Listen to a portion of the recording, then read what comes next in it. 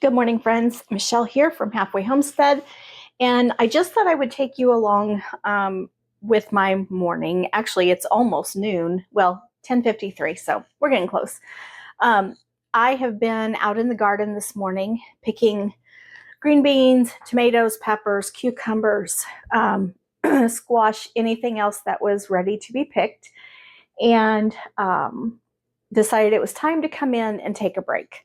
I don't know about you, but in these 90-degree plus days with heat indices close to 100, I just cannot stay out there for very long. I turn into a drippy, red-faced mess. And so I've come in, I've cooled off, and I'm ready to get started. So one thing I need to do this morning is package up the green beans that I've got picked so far. I went through 1/3 of a 28-foot row and got a 5-gallon bucket. And I have picked off of that row. This is the 8th time. So I had a goal of how many pints and quarts I wanted to put up for this year. I've hit that goal. I might do one more canner of quarts. I wanted to put up 7 quarts. I've put up 6. We've eaten fresh lots and lots already. And so I'm still trying to decide whether or not to do one more canner of quarts. But I do know beyond that, whatever's left, I'm going to gift to family. And then I'm probably by the weekend going to pull the plants. I'm tired of picking beans. And I really hate to see the rest go to waste. I don't want that to happen. But also, I'm a school teacher and I go back to work next week. So I need to kind of eliminate some of what I'm having to do at home right now. So I do want to leave some of the plants, though, to go to seed, and that way I can collect the seeds. I will tell you, these are jade green. Let me grab the bucket and I'll show you. They're jade green beans. That is the variety. And they are absolutely beautiful beans. They are long and slender and very, very tender. Even the big ones that maybe I missed last time, I don't see any right now. Well, here's one. I probably missed this one last time I was picking. They're a little beany. I probably won't use this one. This one will go to the chickens. But they have been absolutely prolific. I don't know that I will ever plant any other variety besides jade from here on out. I do know next year I will not plant them so close together. They are a very large plant and, like I said, prolific in production. But I'm so used to planting other varieties that have small plants and not as many beans. So I planted these 4 inches apart. And I have 2 28-foot rows of beans. It's a lot. So next year, I'll know. Not as close together and probably not as many plants. So I'm going to, until I can work these up, let me set this up here. I keep these in Ziploc bags or food storage bags. It doesn't have to be a Ziploc. And what I do is I pull off some paper towels. These are the ones that, can go half. So I put in a paper towel, just like that. Let me pull you in a little closer, turn you around a little bit. Whoops, not that way. Well, good grief. Okay. What's going on here? I'm sorry, guys, while I try to figure out the tripod. All right, I'm going to shut you off. I'll come back. Okay, that's a little better. All right. So I just take my bag. I'm going to take out that one that I said was going to the chickens. No need to package that up if I'm not going to use it. These are straight from the garden. They have not been washed. And I go straight into a bag. Then, once I have these all into bags, they're getting away from me, I put them in my crisper in the refrigerator. And there they sit until I am ready to work them up. Now, the paper towel allows for any moisture that's in the beans to be absorbed and not cause, rot or mold in the bag. Now, the longest I've ever left beans like this successfully is about 7 days. I really prefer to not leave them that long. There's a whole stem that I pulled out. But sometimes, life gets busy and that's what happens. So I don't pack them in too terribly tight, enough that I can get the bag closed. And I kind of squeeze the air out of it. And there we go. This one is ready for the crisper. I'm going to finish getting these bagged up and into the crisper, and then we'll move on to tomatoes and cucumbers. Okay, so change of plans. I can't get these in the crisper yet because the crisper is still loaded with cucumbers. So we're going to have to do something with those before I can put these away, but that's okay. I'll just set them here out of the way. So I got three full gallon bags and about a half of another one. And the next thing I want to work on are ground cherries. Have you ever eaten a ground cherry? Do you even know what a ground cherry is? A ground cherry is a tomato, okay? It grows like a tomatillo in that it has a papery husk, and you don't pick these off the plant. You wait until they fall to the ground, hence ground cherries. And they taste similar to a pineapple. They are the craziest thing. So I want to open one of these up. I have been collecting ground cherries and putting them in jars because, look here, that's what it looks like. Ooh, that one was a little tart. They're so good. And so what I'm going to do is take them out of their little husk, put them into my jar, and I think I'm going to have to get my other tripod because I'm having trouble getting my camera down close enough. And what I want to do, when I have enough ground cherries, oh, now see, that one is green and a bug got to it, so that one will go to the chickens. I want to make a version of a pineapple upside down cake, but using these ground cherries instead of pineapple. And so I have, that one's got some bug damage too. That'll be chickens.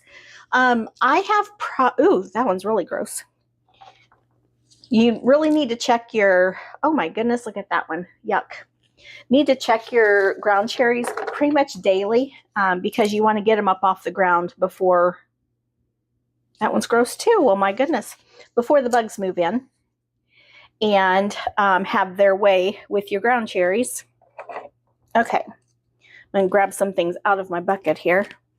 Then I can use that for stuff that needs to go to the chickens. Oh, I was going to say, I started out with about 14 ground cherry plants. See, I've got more. And 2 of my plants have died. And I think that one of them, I think I actually stepped on while I was out there moving around the garden and broke it. And then it went ahead and died. The other one, now see, this one's green, but I'm going to go ahead and use it because whenever you're making stuff with fresh fruit, having something in there that's just not quite ripe, it has a little bit of tartness, and it adds to the flavor of whatever you're making. I do that with jelly a lot. If I'm doing blackberry jelly, I'll go ahead and put in a few of the red berries just to enhance the flavor of the juice. Okay, so back to the ground cherries. The second one that died, I think the storm, we had one wicked storm come through here. We've had a lot of rain this spring, several storms, but there was one, the wind was so intense. And I really think the wind blew it over and it broke at the base. And so it has pretty much petered out too.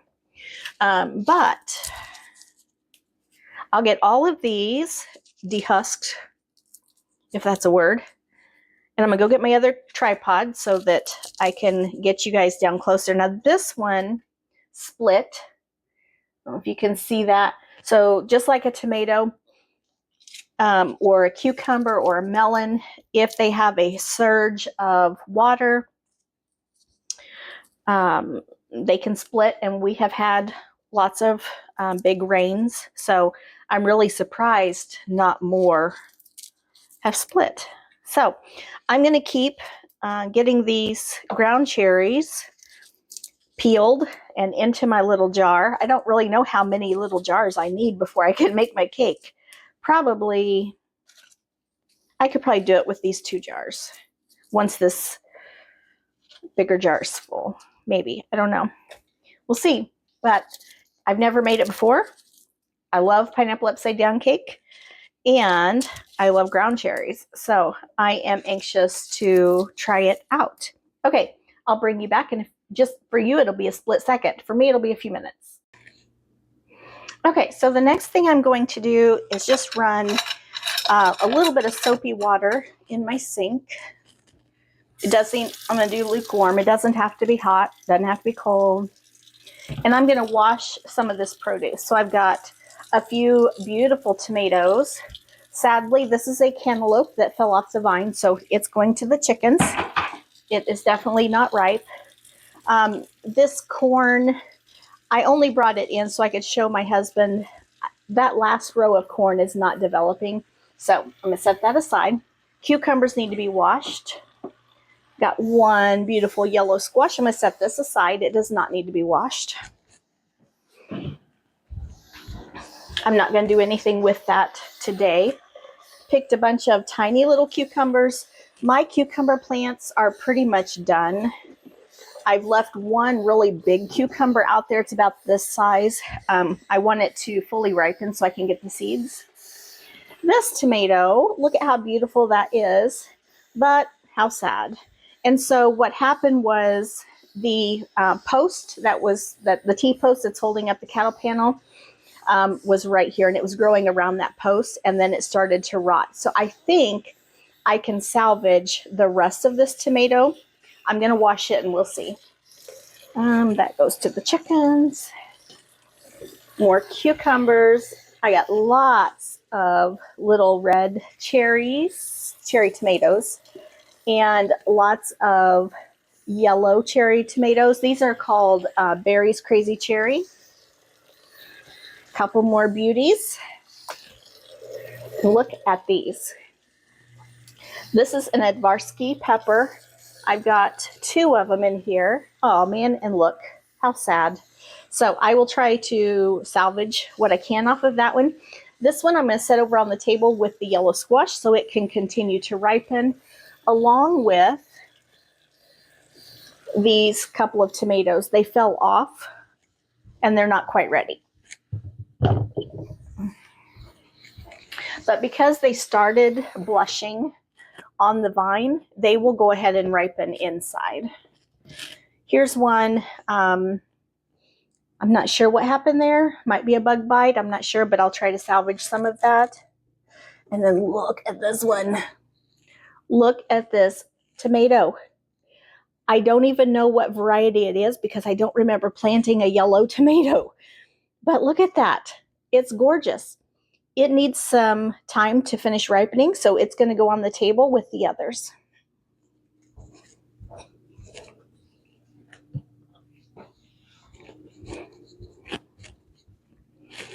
Oh, what else have I got in here? More little cucumbers, more cherry tomatoes, couple more. So this one split. I'm not going to let it sit and ripen. I'm going to go ahead and process that one. Both of that one and this one could use some time in ripening, but I want to salvage what's here. So I'm going to go ahead and process this one. And just like I said with the berries, putting in some flavor boosters like unripe berries and unripe tomatoes will help boost your flavor profile. Got one jalapeno. More crazy. Nope. What are these? I can't remember what a super sweet 100s I think is what those are. I got a few snacking peppers. These have been delicious. Although they're so tiny, I'm not sure I'll grow them again just because of their size. All right, I can't just dump this bucket because I've got other things in here. I'm going to get the rest of these tomatoes out. Okay, and what I have left in here are calendula and bachelor's buttons, and those will be added to my flour drying tray. Okay, so I'm going to give all of these a good wash and a rinse, and then we will start processing. Most of these, well, the cherry tomatoes, I'm going to go ahead and put in the freezer. The tomatoes like this one where I'm going to try to salvage part of it will also go in the freezer. The peppers, especially this one that I'm having to try to salvage, will go in the freezer. And then the cucumbers, I went down and got a couple jars. I'm going to make a couple jars of refrigerator pickles. So I'm going to get these washed and rinsed, and I'll bring you right back. All right, so I am working right here in my sink. And if you have never seen these before, they are fantastic. They are bag holders. And your food storage bag, or in this case a Ziploc, just goes right up in there, and then you can fill them up. So I like to use these when I've got a lot going on. Like right now, I'm gonna get these cherry tomatoes and stuff processed, and I don't want to have to keep stopping to pick up the bag to fill it up. All right, but I can get these ready and put them right here in my sink, and they are ready to go. I did buy these on Amazon. I don't remember. Maybe I would say less than $10 for 4, maybe. I really can't remember. I apologize for that, but I can't remember. All right, so that one still has a little soap on it. So the peppers, I'm going to cut off this bad part.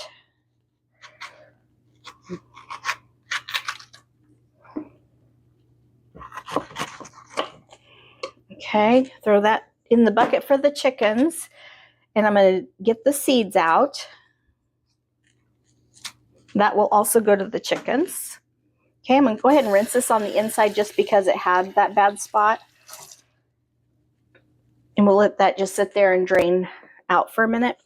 The cherry tomatoes, I'm going to take the stems off, throw them in a bag. I might not have got a big enough bag in here. This tomato that had the post growing through it, I am simply going to cut around that bad spot. I'm going to go ahead and cut the core out, just like that. Put that in the bucket for the chickens. There's one, let's see, there's a spot there. Okay, I'm going to go ahead and take that off. This much of the tomato is still good. So I'm going to put it in my Ziploc. That will go into the freezer, and then later when I'm ready to process tomatoes, whether I'm making sauce or spaghetti sauce or salsa or just canning tomatoes, I'll pull those tomatoes out and they'll be ready to go. Let's see, what else have I got? The cucumbers. Let's do the cucumbers next. So I am taking their little stem end off and their blossom end off, and I'm just going to put them in the jars.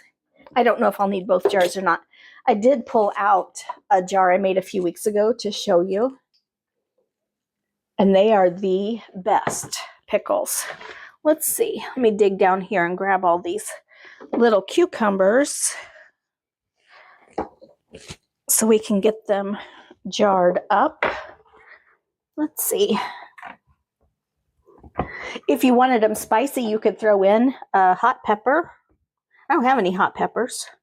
The nadapenos are a jalapeno that's not hot. So, okay, looks like that's all the little ones. I'm going to take the blossom end and the stem end off, put them in my jar. Let's see. Yes, I did. Okay. I've got some homegrown garlic. I'm going to throw that in. And I have some home dehydrated, homegrown, preserved dill. This is from last year. I'm going to grab a hunk of that and put that in.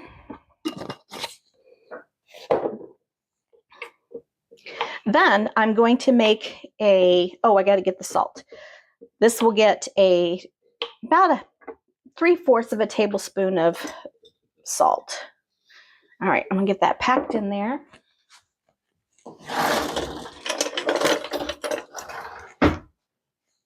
You could increase the salt or lessen the salt, whichever your preference. A little more than half a tablespoon. And I'm gonna make a brine with 1 part vinegar and 1 part water. Then I put this in the refrigerator, and I don't eat out of it for a couple of weeks. I let those pickles, or let the cucumbers and the garlic and the brine and the salt and the dill and all of that just really marinate and get delicious.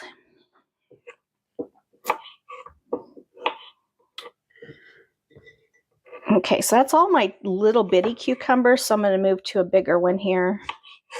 I'm going to go ahead and chop this one up. Not chop it, but cut it into fourths.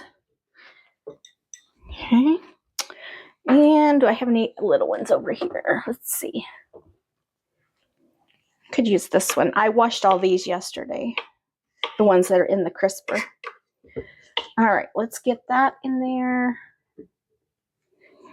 And we about got it packed as tight as it's going to go. All right.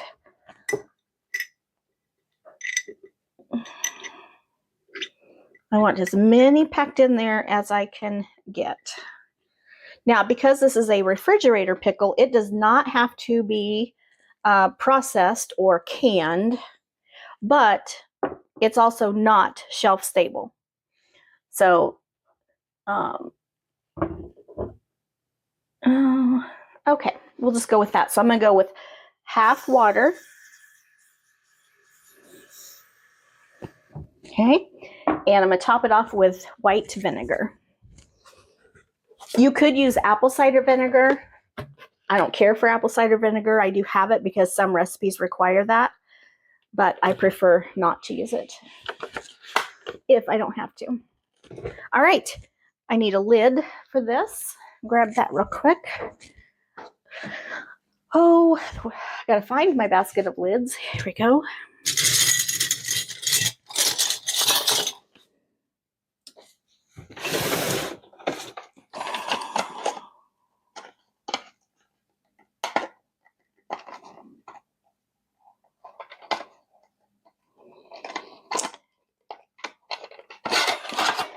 Okay. Now, I could use a used lid for this. I went ahead and grabbed a new one. It'll be all right. Okay. I'm going to give it a good shake, get that salt mixed up. And this goes into the refrigerator for at least 2 weeks. And the color does change a little, but they will be delicious. Okay, I'm going to clean up my cucumber mess. And I'm going to just keep sorting tomatoes, and chopping peppers, getting them into my baggies. And then, let's see, what should we do after that? I need to start some hamburger buns. I like to make my hamburger buns ahead of time and put them in the freezer. And so I think I've only got 2 buns left in the freezer. And with school starting, school doesn't start next week, but teachers have to start next week. And so with me getting back into the swing of working, I won't have as much time to do that. So I want to make probably a double batch and get those in the freezer. So I will bring you back when I'm ready to start the hamburger buns. All right, I am ready to start working on the hamburger buns. My recipe is for a dinner roll, but we like to use it for buns. And let's see, I need 1.5 cups of warm milk, and I put it in the microwave. It's lukewarm. And then I need 4.5 teaspoons of yeast. I do buy my yeast in bulk from an Amish store. 1, 2. Nope, I need 2 1/4 because, okay, I am going to double this, but I need to mix the 2 batches separately because this bowl won't hold double. All right, and we need a little bit of sugar to feed the yeast. So I need, let's see, 1/4 teaspoon. Really? No, 1/4 cup. That makes more sense. Okay, 1/4 cup of sugar.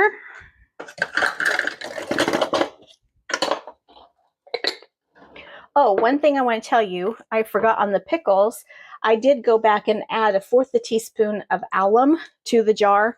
That helps them to stay crisp.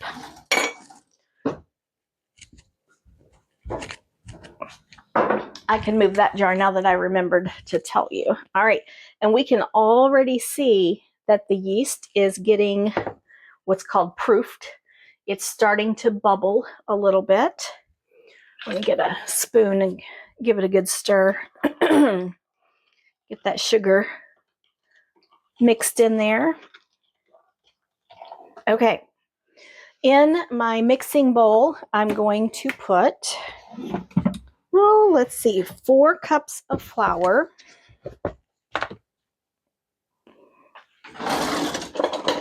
And I like to start with a cup less than what the recipe calls for, because dependent on the humidity in your house, you may need more flour or you may need less flour. So I'm going to start with 3. It's easier to add to it than to take it away. Oh, goodness. I should put an apron on. Okay. I need a teaspoon of salt.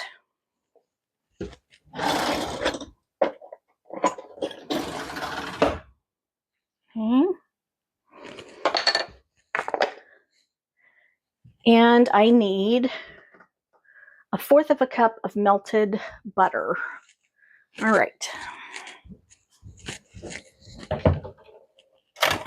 I should have done that first so that I would have that ready, but that's okay. My yeast has to sit a little while longer. All right, let me move some of this. Okay, here we go. Here's my yeast. Get my butter.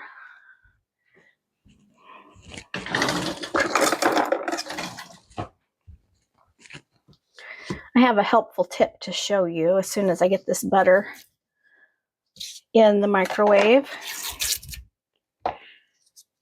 Whenever you find a recipe, whether it be in a book or in a magazine or, where maybe a family member has given it to you. Okay, I'm going to chop this butter a little bit. It'll just melt that much faster. All right, into the microwave.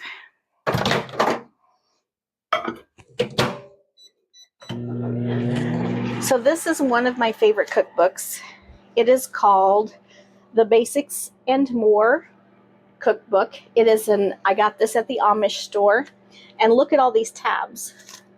These are all recipes that I have tried and I go back to often. And so that is my helpful tip. If you find a recipe you like, you can get these little tabs at Walmart or Dollar Tree, the dollar store, Staples, wherever.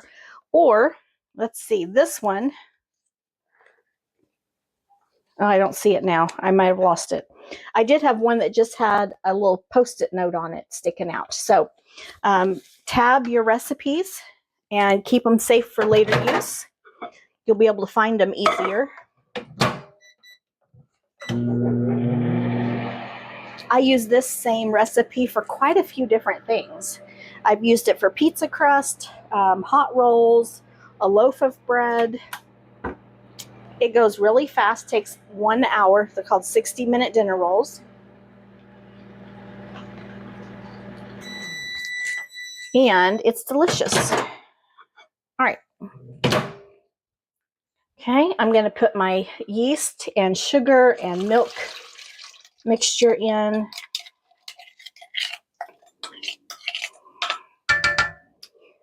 I'm going to put in my melted butter. I'm just going to keep these dishes out here because I'll have to do another round since I'm going to double this recipe. All right, put in my bread hook. And this is going to get noisy, but I want to bring you closer so you can see.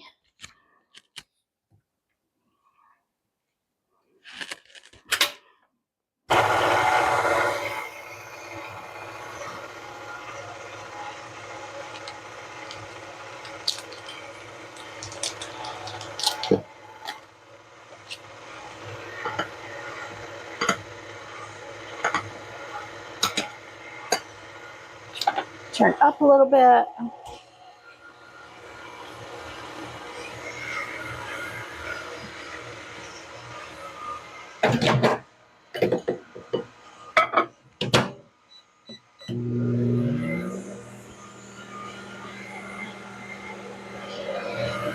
All right, let's turn up a little bit more.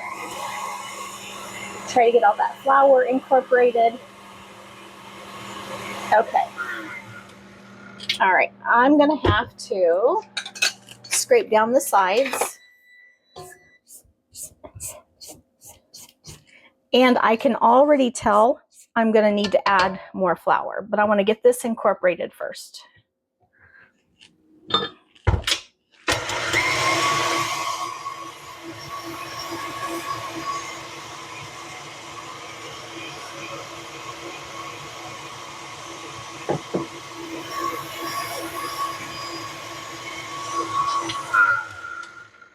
All right, I'm going to go in with another half a cup because I want to ease up on it. It's still kind of throwing it to the outside edge. Get that mixed in there.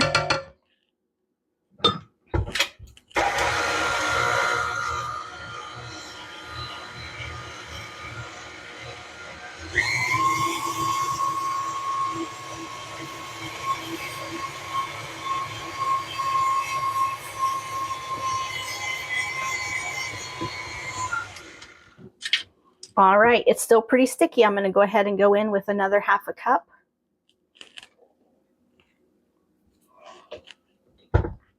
Start off slow because I tend to make a mess.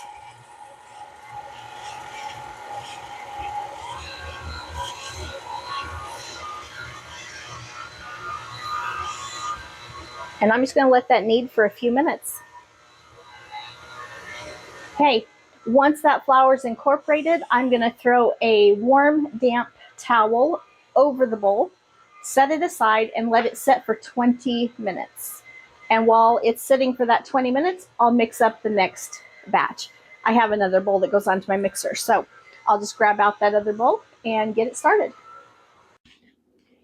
All right, here is batch number 2. And this dough is so soft. Let me get it off of the bread hook and smells sweet and yeasty. Anybody else love the smell of yeast bread? Oh my gosh. There needs to be a candle or a room freshener that smells like fresh baked goods. So this is going to go into the sink with some water. And let me bring you over here, turn you around.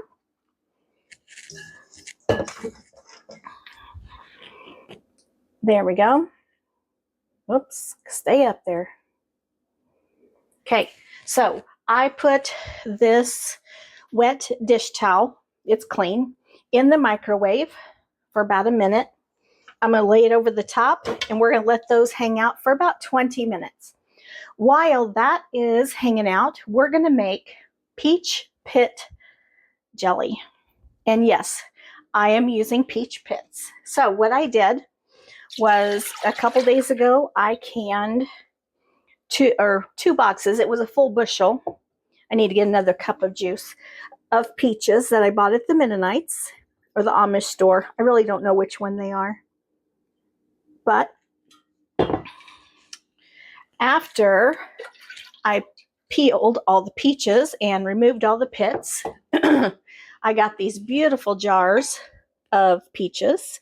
I have 3 jars here that won't fit in the canner, or didn't fit in the canner, so we're going to get those done today. And I put all the pits and the peels in a pot. This one, actually. No, it wasn't this one. So it was a different one. Put them in a pot, covered them with water, and I let them steep for an hour. Then I strained it and got this beautiful, beautiful peach juice.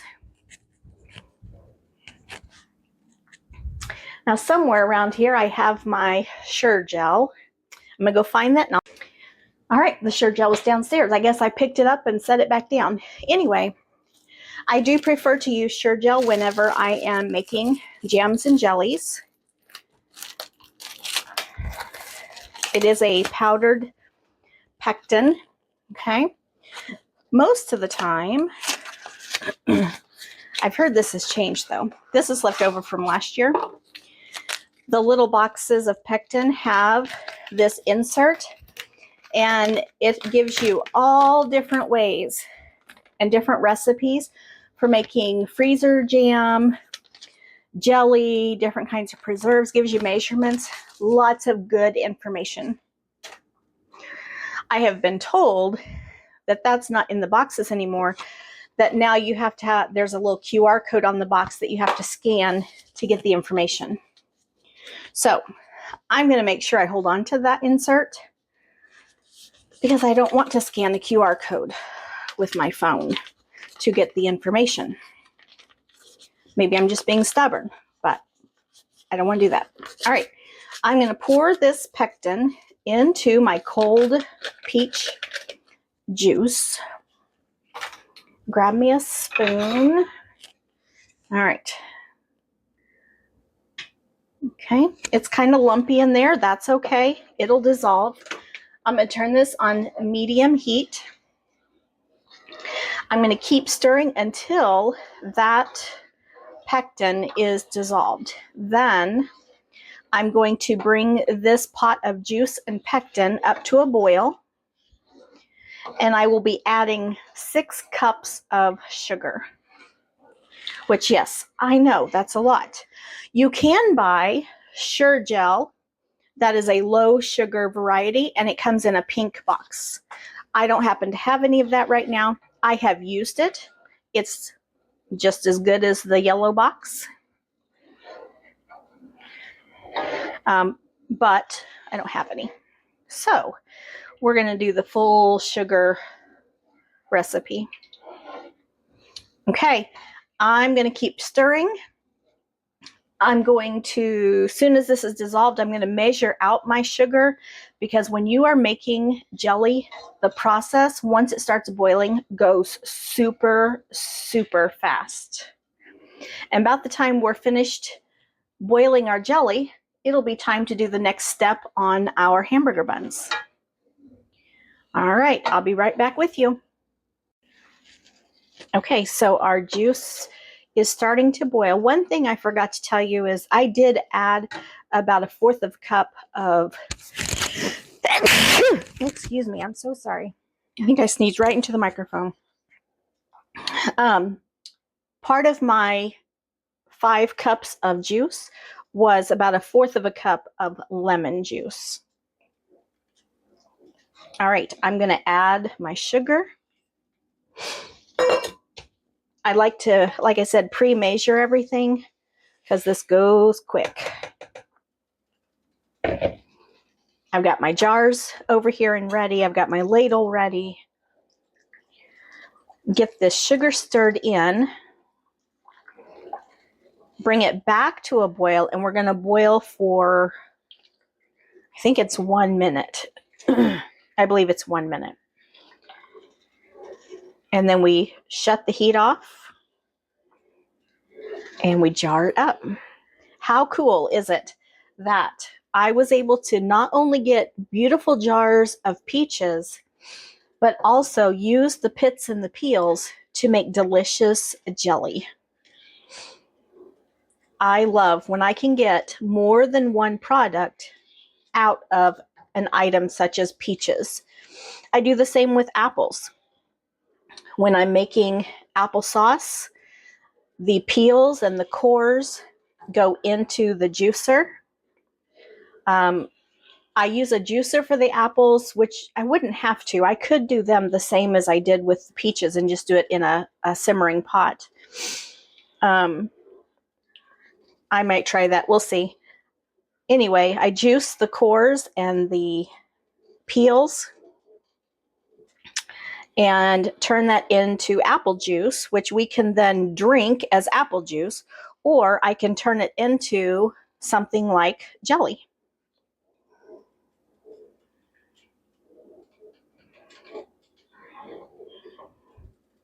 Whenever I steeped the pits and the peels, I got a full gallon of juice.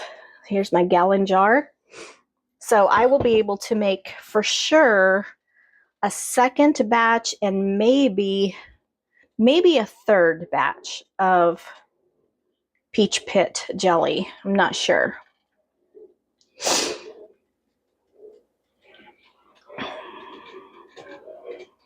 I can feel this gelling and sticking to the bottom of the pan. It's already nice and thick.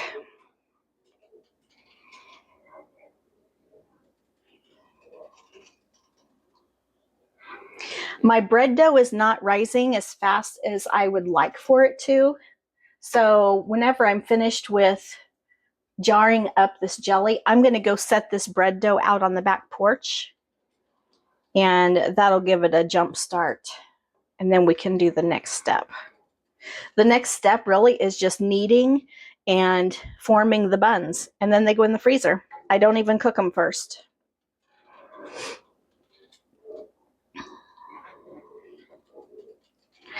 All right. We've got some little bubbles forming. I'm going to turn this up just a little. Speed it up a little bit. I don't want it up so high that I burn the sugar.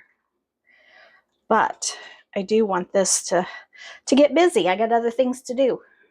I wanted to bake cookies today too, so we'll see if I get everything done. And I counted 18 cucumbers left of different sizes. And I'm thinking I'm going to go get a half-gallon jar from downstairs and just make a great big jar of pickles. I'm kind of tired of those hanging out in the refrigerator. I can only eat so many each day. And I'm the only one in this house that will eat cucumbers. So I think I'll just get the rest of them. Might save out 1 or 2 for me to eat in the next few days. But there are a few more cucumbers outside, but the plants are pretty much done. Okay, we're starting to bubble.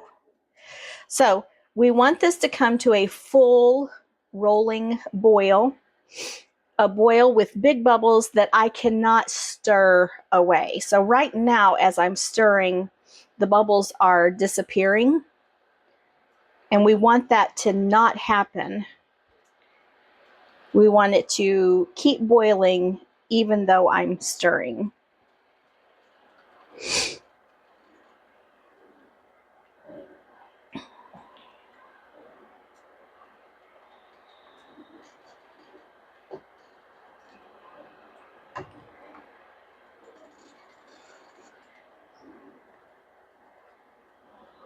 I love making jelly. I don't know what it is about making jelly that I find so satisfying. I love it. I love the beautiful colors, the sweet taste, the smell. I love giving jelly as gifts.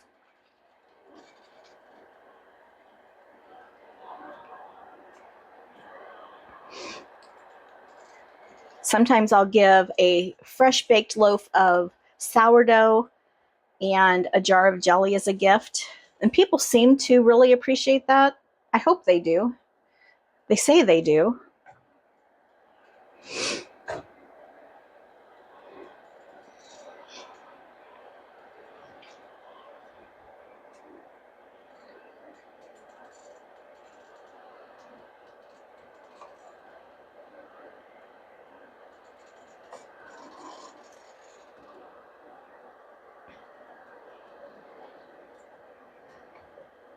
So far this year, I've made blackberry jelly from the berries that I picked.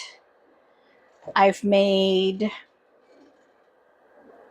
something else. What else did I make?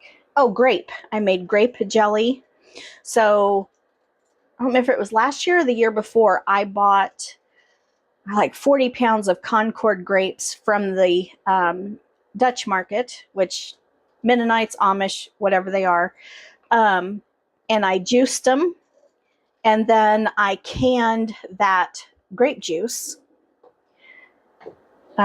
thinking we would just drink it as grape juice. But there are so many tannins in that juice. It's one of those things that as soon as you put it in your mouth, it like dries everything out. But it makes delicious jelly. So I got a jar out a few days ago and made a batch of jelly. All right.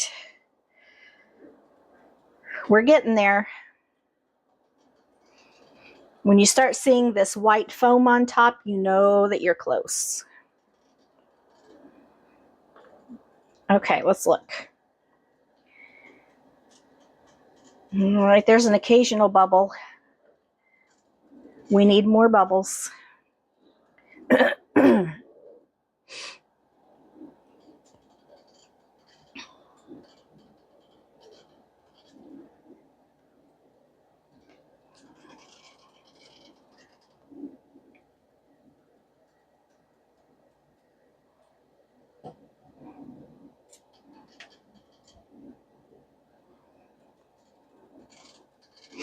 You may also sway as they stir.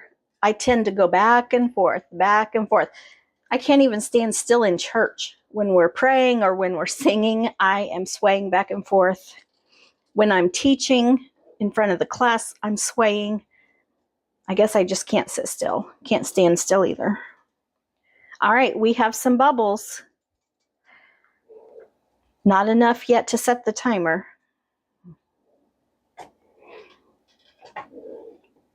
I love the color of peach jelly. It's this beautiful pinkish, salmony color.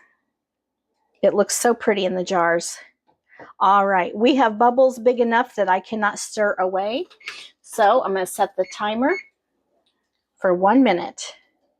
And you definitely want to keep stirring during this because stirring helps helps keep it from boiling over. And this would boil over quick if you are not careful.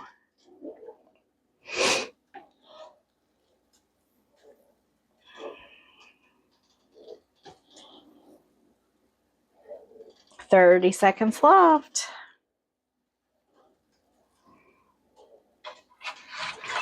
Now, some recipes will tell you to skim the foam off the top.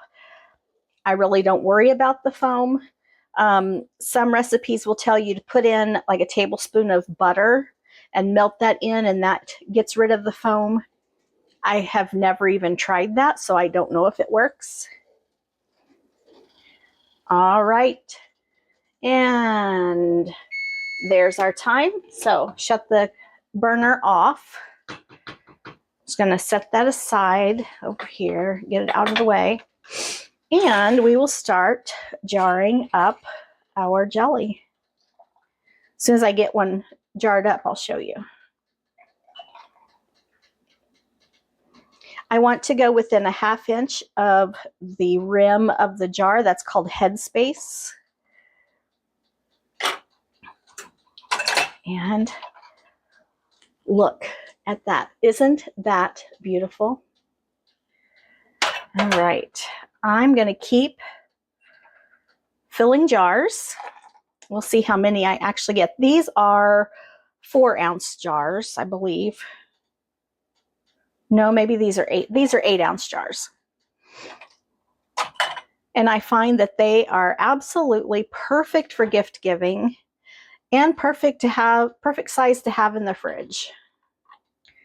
Okay, that one gets a little bit more. Let's go a little bit more. There are tools you can use to help with measuring headspace. I guess I've been canning long enough that I don't worry about that. I've never owned one of those tools. I just kind of eyeball it. We'll give that one a tiny bit more. Okay.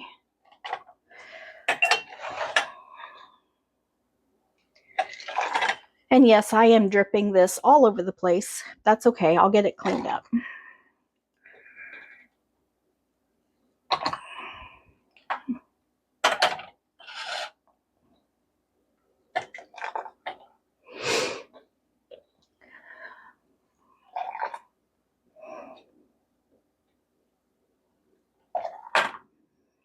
Sometimes I pour the jelly, the juice making the jelly, into a pourable pitcher, and then I can just pour it into the jars, and that is helpful.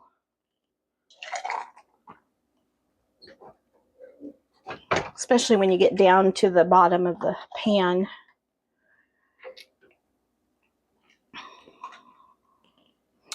Give that one a little bit more. There we go. Okay. Might need to go get a couple more jars.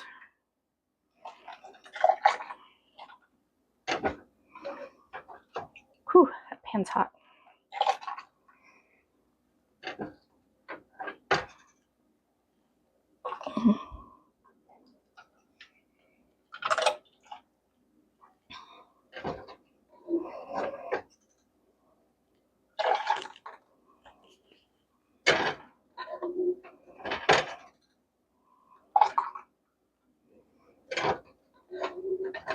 Okay, I'm not going to have enough in here to fill another jar. So I'm just going to get a bowl.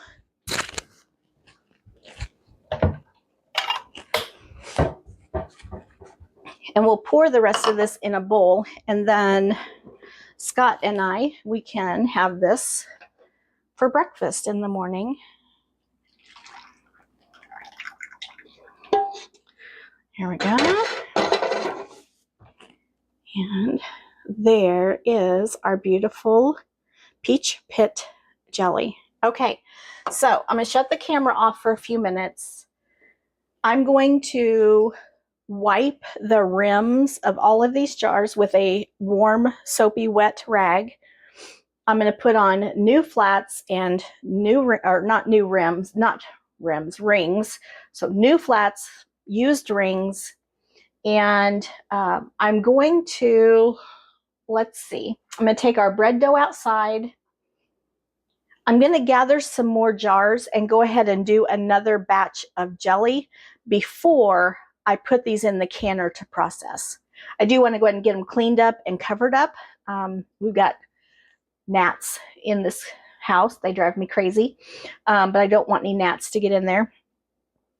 And then I will bring you back when it's time to either work up the bread dough or get these in the canner. So I will see you back in just a little bit. All right, I just went out and got our bread dough off of the back porch. Take my rings off. Look at that. Gorgeous. And here's the other one. Looking lovely too. Okay, so what I'm going to do to prepare this dough is I need a floured surface. And I know that's quite a bit of flour there. I also need to prepare my pans. Let me grab those really quick. I'm just going to use baking sheets and parchment paper.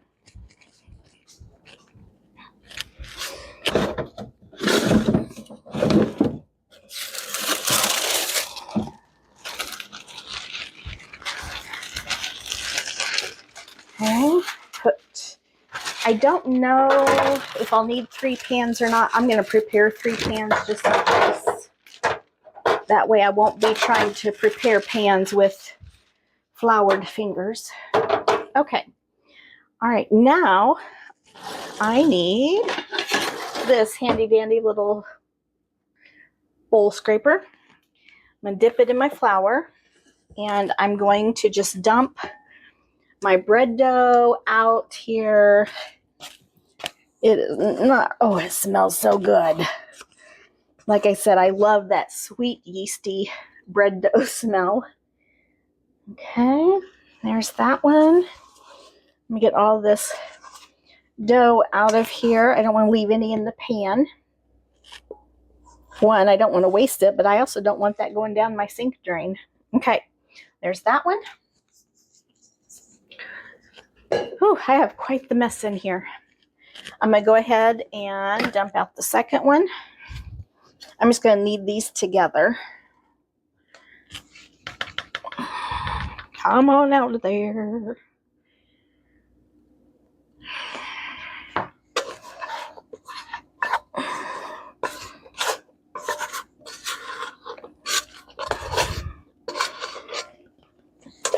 Okay, get every last little bit, or as much as I can anyway.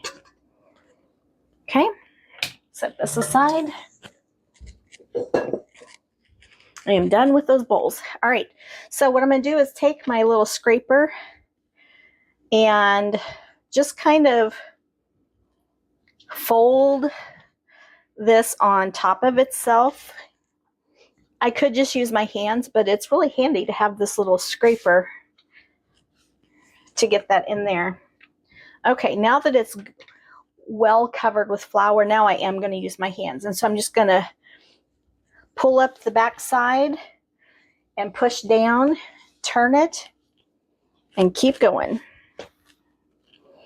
And I don't know, some recipes say, do this for 5 minutes. Some recipes say need, 15 times or, whatever.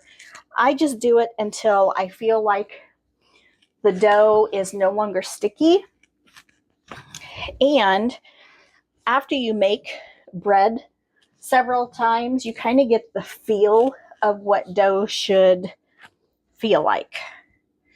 I put way more flour out than I needed. That's okay. All right. So here's my dough. It is gorgeous. Okay. Now, this was a double batch, so I should be able to get 24 hamburger buns from this dough. Okay. So what I'm going to do, I'm going to grab me a knife. And I'm just going to start by cutting this in half. Okay, I want to flour that cut side and just set it over here out of the way. Okay, all right, I'm going to cut this in half again. I'm kind of making it into a loaf shape. Then I'll cut it in half. Okay, flour that cut side. Flour that cut side, make another little loaf. Okay, so now let's see. That gives me, so I should be able to get 3 out of each one of these pieces. All right, let's go 1. I could get technical and weigh each one. I'm not going to do that. I feel like that piece is a little big. All right. Okay, and I'm going to take it and I'm just going to kind of keep moving it around. I want this to be flat. Not as flat as a pancake, But like, I don't know, that's probably 1/2 inch thick. Okay. As round as I can get it. It doesn't have to be perfect. Okay. And I'm going to lay those onto my, excuse me, onto the parchment paper. Okay. Here's another one.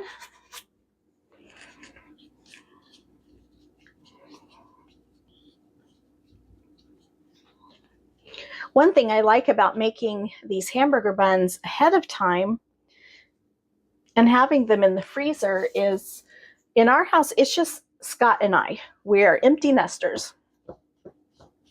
And so for me to go to the store and buy a package of hamburger buns for us to eat burgers one night, that's just ridiculous, as far as I'm concerned. We have a hard time eating up a whole package of hamburger buns. Now, making them myself, we like them better. The taste and the texture is good. And I know exactly what ingredients went into this bread. There aren't any preservatives. Okay. And I can cook 2, or if our kids are here, I could cook 6. It gives me that flexibility of only cooking what we need. Okay, so I'm going to keep, let me show you this real quick. So here's my baking sheet with the hamburger buns. I'm going to keep rolling these out, or, making them into buns, and then I will bring you back. Okay, I have all of the hamburger buns rolled out. I've got them sandwiched in between baking sheets and parchment. Okay, and I'm going to try to carry these and the camera as we go to put these into the freezer. Now, I will apologize. The freezer is in the laundry room and it is a mess. This is also my pantry. So lots of messes. All right, I'm going to throw these into the freezer somewhere. And, oh my goodness. All right, let me bring you around here. All right, so I've got them in here. And sandwiching them between the parchment paper and the baking sheets is just going to help them to freeze flat. Now, here I have the last of our hamburger buns that I have made up. Okay. Whenever I am to cook the hamburger buns, or I know I'm going to need them later that day, I try to get about a 2 or 3 hour start on that. I take them out of the freezer. I put them on a baking sheet onto parchment, and I just let them thaw. And because they're flat and so thin, they thaw pretty quickly. Now, as they are thawing and as they are rising, I will come back and squish them down. Not squished tight against the pan, but I just help them flatten a little bit. They bake up wonderfully. I don't want them so thick that we just have bread and a little bit of meat. I really want our bun to meat ratio to be somewhat equal. It's not going to be exact, but I want it to be closer than not. I bake those at 375 for 20 minutes. Now, I've done it 2 ways. I have baked them as they are, and I have also given them an egg wash over the top and baked them. I couldn't really tell that there was much of a difference as far as how they baked up. They did have a little bit of a color difference with the egg wash, but as far as texture and flavor, they were the same. So I don't even bother with that anymore. So I'm not going to do cookies now because my baking sheets are now in the freezer with hamburger buns. I will probably leave those for 24 hours and then I'll bag them up in a freezer bag. We got, let's see, 10, 19 half pints of peach jelly. I was going to shred some zucchini to get it in the freezer, but guys, it is 20 till 2 and I haven't had lunch yet, and I'm getting hungry and I have a terrible mess in here to clean up. I'm going to get these peach jelly jars into a hot water bath canner. They will process for 10 minutes. I was going to put in the extra jars of peaches that wouldn't fit in the canner the other day, and I remembered they have to process for 30 minutes. Actually, since those are pints, they can go for 25. So I'm going to put them in a separate canner and get those done. Clean up my mess. I'm going to do that other jar of pickles with the pickles I have left over. I've got my half-gallon of jar ready with some homegrown garlic. I'll throw in some dill, the cucumbers, the vinegar, the alum, the water, salt, and put it in the refrigerator. Leave it for a couple of weeks. And I think that's everything for today. I got, like I said, a big mess to clean up. So I'm going to show you this jelly real quick. Look at this. Isn't that pretty? I love that color. Love it. Okay, so thank you for hanging out with me in the kitchen today as we got some fresh garden produce put away. We did some preserving, got hamburger buns for the freezer, and it's been a good day. So thank you. And please consider subscribing to my channel, Halfway Homestead. Share my videos if you maybe think of someone else who might want to make their own hamburger buns or peach pit jelly. Let my videos be an inspiration to you and to other people. And I hope you have a great day. See you next time. Bye.